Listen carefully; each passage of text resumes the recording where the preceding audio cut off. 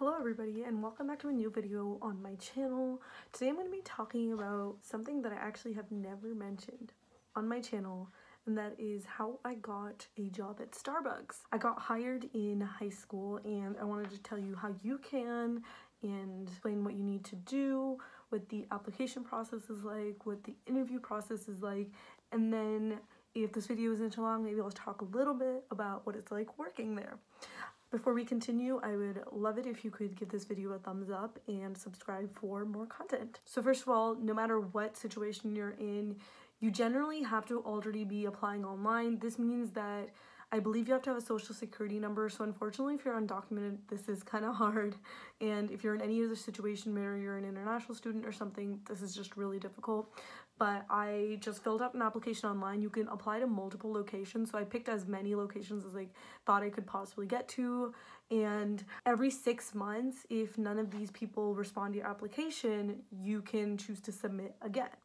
So I filled out the application the summer before my junior year. Maybe it was like June after my junior year ended. I filled it all out and I never got any callbacks. Unfortunately, I didn't really know any better, so I didn't know that there were multiple ways I could actually get their attention and, you know, let them know, hey, I'm applying, any updates on my application. I didn't really know anything about that, so I didn't actually do anything. But the best way to do is, after you've done the online application process, if you don't know anybody who works at Starbucks, what I would recommend is call all of the stores you've asked for and be, hey, is the manager in? I was wondering about my application.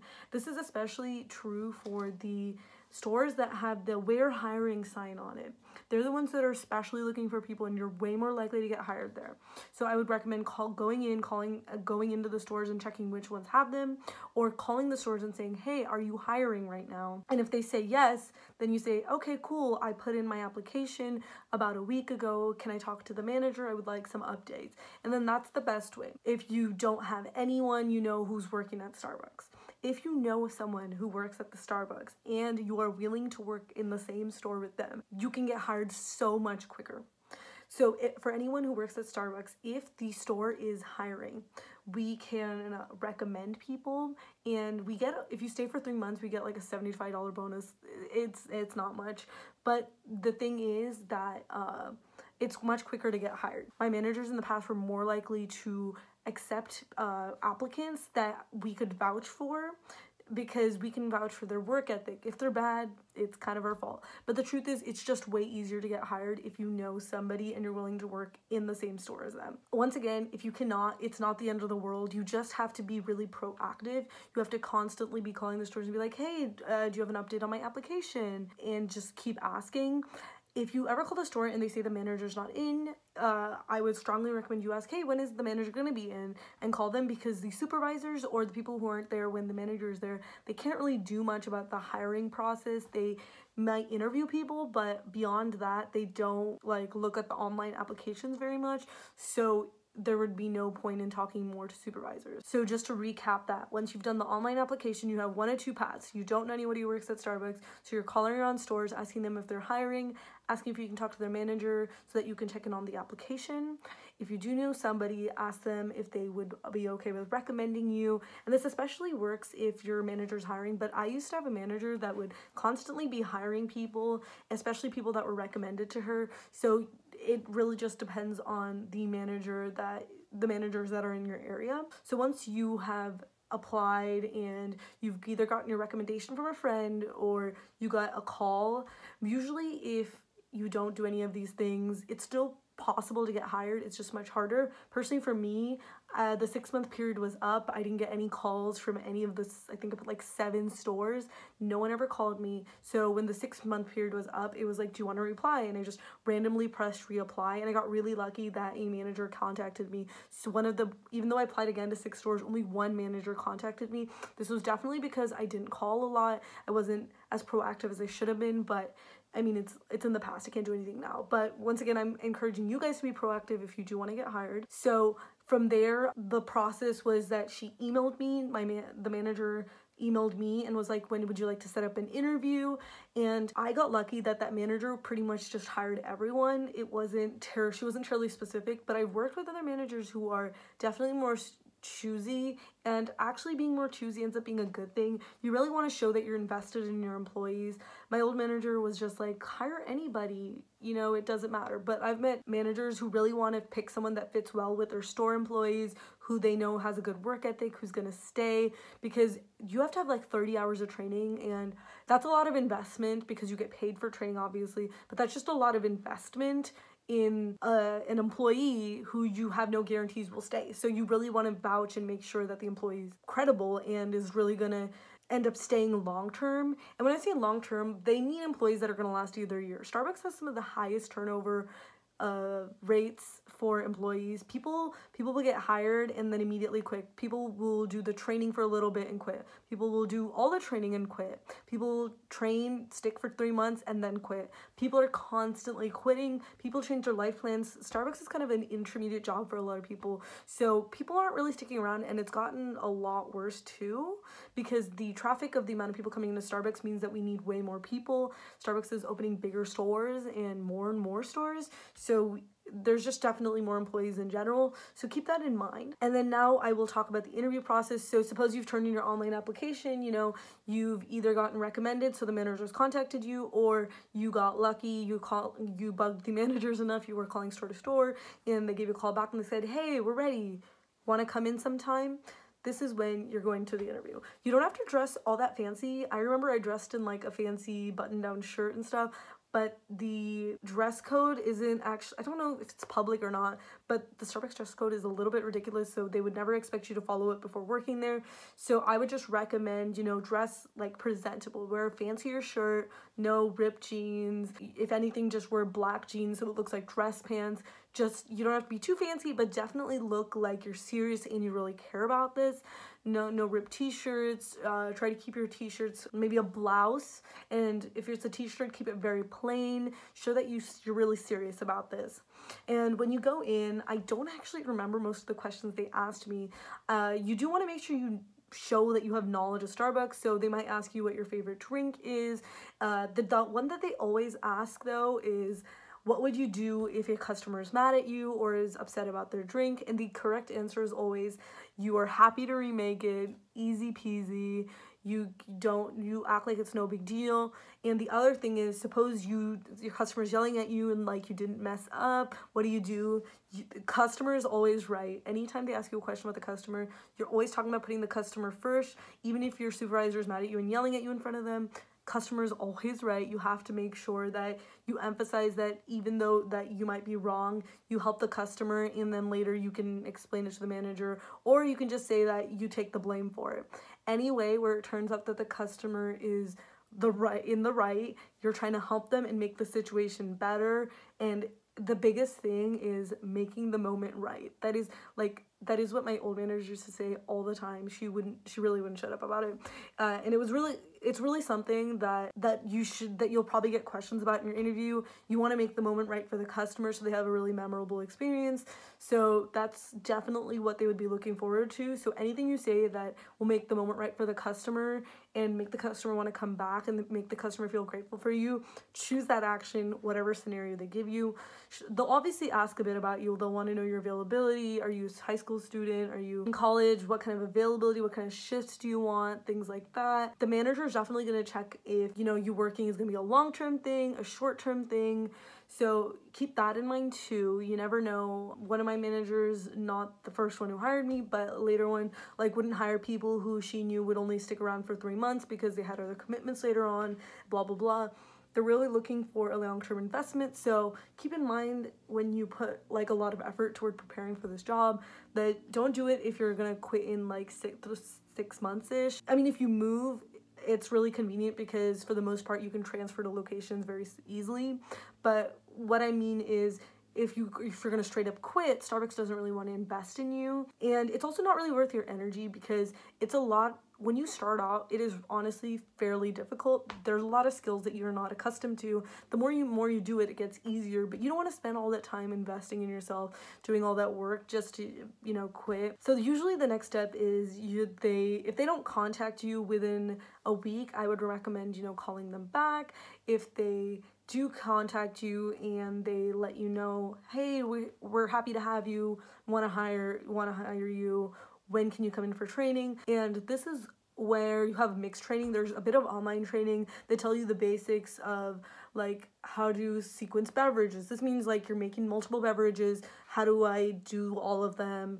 And other things where it's like, this is how you make a beverage. You want to start off with the shots, the milk, the steaming the milk, the foam, all the processes. That's all online. And then once you've done the online training, you also need a food handler's permit. That costs a bit of money. I don't believe you get reimbursed for that, but it's easy and it wasn't that much money. It's a fairly quick process. Once you have done the online training and the food handler's permit, this is when you will work with the barista trainers. So Starbucks has certified some certain employees to be barista trainers, and these people will come and work with you physically and show you, this is how you steam milk, this is how many shots of espresso something gets, and etc. So they'll teach you how to they'll show you how to physically do everything, because it's one thing to see something on video, and then it's another thing to not be able to do any of this. So all that is what's going to be happening. You should get in total at least 30 hours of training. It's really not enough. It's just like the more you do it, the more you'll get the hang of it. The truth is, after this, you're kind of on your own. How you get good at the job it's a lot of practice. You have to just keep doing it over and over again. For the most part, they'll start keeping you on the register at first. That is what pretty much I've always seen with new people. They stay on the register for a while, and they want to make sure they know where everything is. It does take a while to be able to find all of this stuff, so don't worry if you don't get the hang of it. It took me months and months. It took me more than 3 months because I had never gotten proper training, but like I said, it's just repetition. Once you've done it a bajillion times, you're finally going to start to get the hang of it, making sure you know how to do everything. And yeah, the other thing is though, for the most part, if you don't know how to do something, you can totally ask another barista or supervisor or even the manager. Especially when you're new, they're so nice. Within the first 6 months, if you have questions, or even after that, we always forget stuff. So even people who have been there for a long time, so just be sure to ask questions as long as you're nice about it. You know, and you understand, like, sometimes it's busy, so if you don't immediately answer your question, don't worry. It's just making sure you understand that, you know, it gets busy sometimes, and it's okay to not know anything, but what's more important is, you know, asking the questions, because it's worse if you make the drink wrong and then someone yells at you and stuff. So you just want to make sure that you're asking questions, and it's okay to be wrong. If you accidentally do mess it up because you think you're doing it right, that is okay. You can totally remake it. You wouldn't believe how many drinks have been remade in the course of my time. What is more important is just making sure that you're saying, oh, I'm so sorry, you know, that was my mistake, and just fixing it, and once again, making the moment right. That is what the job is like. After that, there are multiple roles and stuff, but, you know, everyone exchanges through them. It doesn't matter if you're a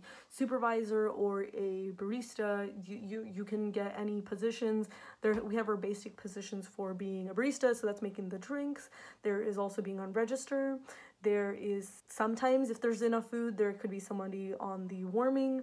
There are also other positions, like there are positions called support and customer support. These people are, you know, doing other tasks throughout the day, making sure the dishes don't pile up if there's too many drinks, you know, helping with drinks, too many people in line at the register, helping with that, making coffee when it's busy, all these things. So no one expects like you to know that really quickly. When you start off, you're pretty much just ringing people up or making drinks, usually just ringing people up, to be honest. But as you get more familiar with the jobs, you're going to get moved around, especially when it is non-peak times. So those are the times that are not very busy. Hopefully your supervisors will cycle you through other jobs so that you can really get the hang of it and then be able to transition to working during busy times and doing that. My experience at this job has been very mixed. It started off kind of bad because I actually didn't get even close to 30 hours of training, so I really didn't know how to do anything. So it was kind of a struggle, but once again, it was just the process of repetition, asking questions, doing it over and over again that really got me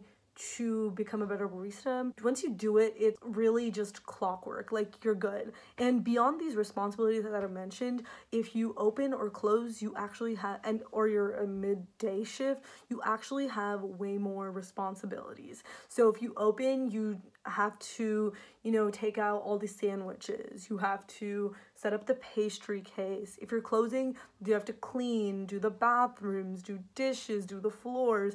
If you're in the middle of the day, you have to brew cold brew. There are like way more things in addition to this Those were just like the basics of the job, but depending on the time of the day your shift is, you also have a bunch of expected responsibilities.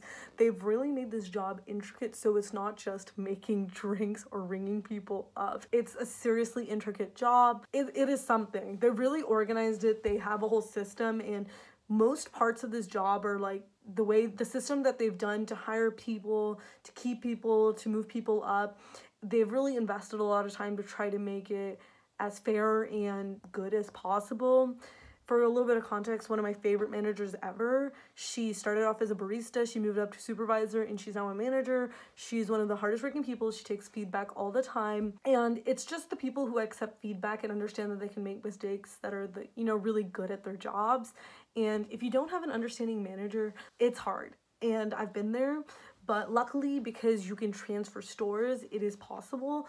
To convince your manager to transfer stores like for you is gonna be really hard unless you can say, hey, I'm moving. Other than that, it might be hard to transfer stores if you have a bad manager. That's what it was like for me. I wanted to transfer stores because I really didn't like anyone in my store. No one was like friends with me, and I just made the job miserable. So I wanted to transfer, but my manager wouldn't let me.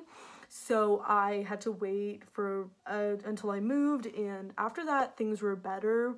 And I finally have lots of friends. The job is a million times better. I actually ended up liking it. So if you don't like the job at first, it is the people. Unfortunately, you get lucky that you're either with a good group of people who really want to make this job good, and even though it's work, they want to make sure that you are not miserable at work. Other people and other groups of people are not going to be like that. If you guys want more in depth about like what it's like to open, close, and do midday shifts, I've done all of them. So if you're interested, I would like to do a video about that. This is what the interview process was like, the application process was like, and training, and what you might expect the job to be like after you've done your training and you've been at the job. If you want to move up, depending on how good you are, how much your manager likes you, you can move up to supervisor after I think a minimum of like 6 months, but it definitely takes most people longer, especially because they now hire so many baristas that so many people want to move up. So keep that in mind if you're trying to move up through the ranks. You probably have to be a supervisor for months and months, for not even months, years and years. If you want to move up to assistant manager and then manager, it took my favorite manager 10-ish years. So keep that in mind. It's kind of a grind all day kind of thing, but it can be worth it for some people. So that is it for today's video. This was how I got hired, and this was how to get hired at Starbucks, including the application process, interview, training, and after that. I hope this video was helpful. If you have any questions, I can answer any questions about how I got hired. I am not hiding anything. It's a corporation, so I'm happy to spill whatever juicy secrets I can. If you enjoyed this video and you want more videos like this, don't forget to give this video a thumbs up and subscribe. And most importantly, have a great day, everyone.